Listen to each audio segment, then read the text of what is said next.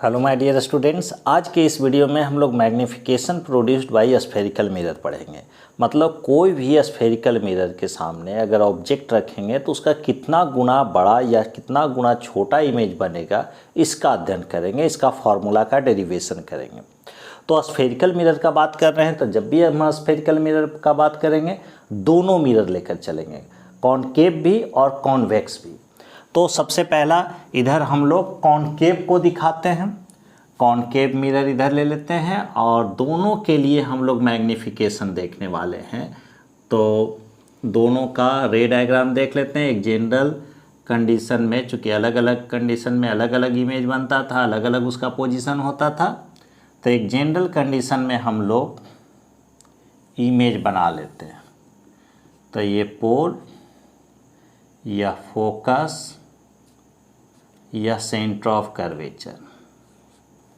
चलिए ऑब्जेक्ट को हम लोग इस पोजीशन में रख देते हैं यहाँ पर, जिसको कि ए बी कह रहे हैं और इसके हाइट को h1 कहते हैं। अब क्या है कि इसका रे डायग्राम इमेज के लिए, तो यह ए पॉइंट से मतलब कि एक रे जो है प्रिंसिपल एक्सिस के पैरेलल हम लोग दिखाए, फोकस को और यहाँ दिखा देते हैं। तो ये जो है फोकस से होकर पार करेगा क्योंकि पैरेलल टू प्रिंसिपल एक्सिस है। दूसरा हम लोग पोल पर भेजते थे, इसके पिछले वीडियो में बताए थे रे डायग्राम।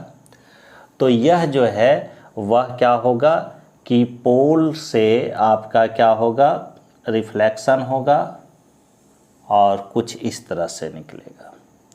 तो इसका इमेज जो है यहाँ पर बनेगा। इसको हम लोग क्या लिखेंगे, ए डैश बी डैश, और इसके हाइट को हम लोग h2 लिखें।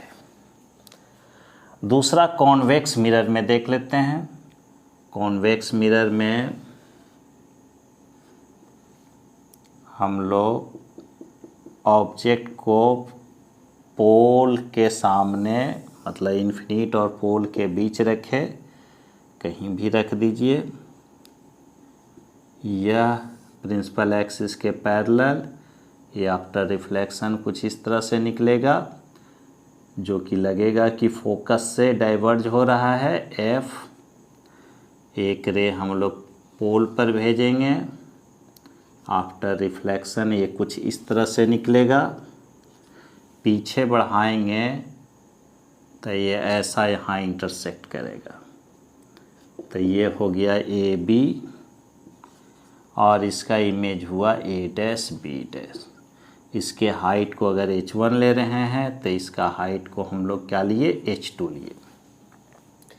अब क्या है कि ये b है तो इसको हम लोग पॉइंट कर देते हैं। ये एमएन मिरर है, स्फेरिकल मिरर एमएन। इस पॉइंट को हम लोग Q कह देते हैं। Q पॉइंट पर इंसिडेंट हो रहा है। अब देखिएगा दो ट्रायंगल आपको दिख रहा होगा, एक ट्रायंगल ए बी पी और दूसरा triangle A dash B dash P. तो इसमें चूंकि यह एंगल इसके बराबर होगा, क्यों, लॉ ऑफ रिफ्लेक्शन से आई, तो ये भी आई। यहाँ यह परपेंडिकुलर रखा हुआ है प्रिंसिपल एक्सिस पर, तो ये 90 डिग्री, तो ये भी 90 डिग्री। मतलब ट्रायंगल ए बी पी और A dash B dash P दोनों सिमिलर हुए, दोनों ट्रायंगल सिमिलर हुए।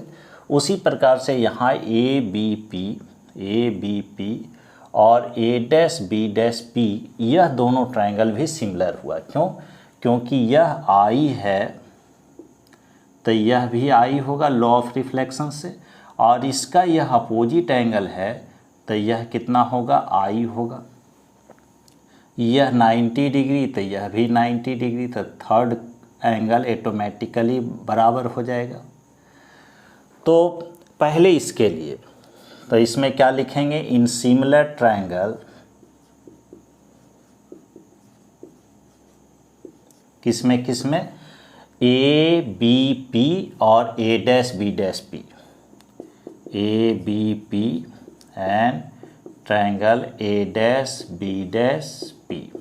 जब ट्रायंगल सिमिलर होता है तो साइड प्रोपोर्शनल होता है, मतलब क्या लिखिएगा, A dash B dash by A B, A dash B dash by A B is equal to पहले इस ट्रायंगल का लिख रहे हैं A dash P by A P. अब ए डैश बी डैश को हम लोग -H2 लिखेंगे। -H2 क्यों? क्योंकि यह प्रिंसिपल एक्सिस के नीचे है, तो साइन कन्वेंशन से यह -H2 हुआ, और यह क्या होगा, ए बी का मान H होगा प्लस H1, जो कि पॉजिटिव होगा। क्यों? क्योंकि प्रिंसिपल एक्सिस के ऊपर है।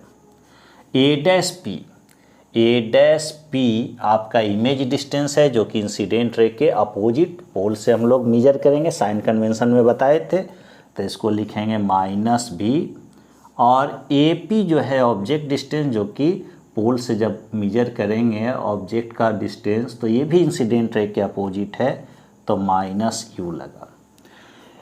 H2/H1 size of image by size of object क्या कहलाता है, मैग्निफिकेशन कहलाता है। ये माइनस माइनस प्लस होगा, इसका माइनस उधर जाएगा, तो साइन इसका क्या हो जाएगा, माइनस में होगा। मतलब M is equal to H2/H1 को कह रहे हैं एम, ये -H2/H1 को नहीं, सिर्फ H2/H1 को मैग्निफिकेशन कहते हैं। The size of image by size of object, the ratio of image size and object size is called magnification, denoted by M. तो एम इज इक्वल टू क्या हो गया, -V/U। माइनस क्यों लगा? क्योंकि ये सर माइनस माइनस प्लस हुआ, लेकिन इसका साइन उधर जाकर माइनस हुआ। तो ये मैग्निफिकेशन निकला किसके लिए, आपका कॉनकेव मिरर के लिए। आते हैं कॉन्वेक्स मिरर में कि क्या मैग्निफिकेशन बताता है। तो इसमें भी दो सिमिलर ट्रायंगल है, A B P and A dash B dash P. इन similar triangle A B P and A dash B dash P. अब क्या है कि जब ट्रायंगल सिमिलर हैं तो साइड प्रोपोर्शनल होगा, तो क्या लिखेगा, A dash B dash by आपका A B is equal to, पहले इस ट्रायंगल का लिख रहे हैं, तो P A dash by P A. यहाँ पर ए डैश बी डैश जो कि H2 है प्लस H2 होगा, क्योंकि प्रिंसिपल एक्सिस के ऊपर है। ए बी भी आपका प्लस में ही होगा, पॉजिटिव होगा, H1। पी ए डैश आपका पॉजिटिव होगा, चूँकि इंसिडेंट रे के डायरेक्शन में है, तो इसको इमेज डिस्टेंस कहेंगे, जो कि प्लस होगा। पी ए ऑब्जेक्ट डिस्टेंस, जो कि इंसिडेंट रे के अपोजिट है, तो इसको क्या लिखे, -U।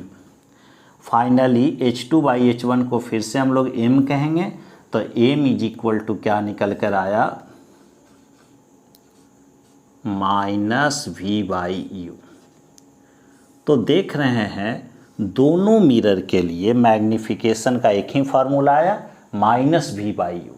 तो ये मैग्निफिकेशन का डेरिवेशन हुआ। नेक्स्ट वीडियो में हम लोग पूरे का स्फेरिकल मिरर से रिलेटेड कुछ न्यूमेरिकल्स देखेंगे।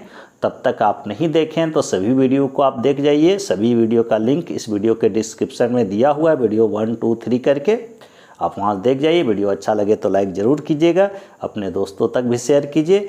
Thank you. और जो विद्यार्थी नए हैं चैनल को ज़रूर सब्सक्राइब कर लीजिएगा।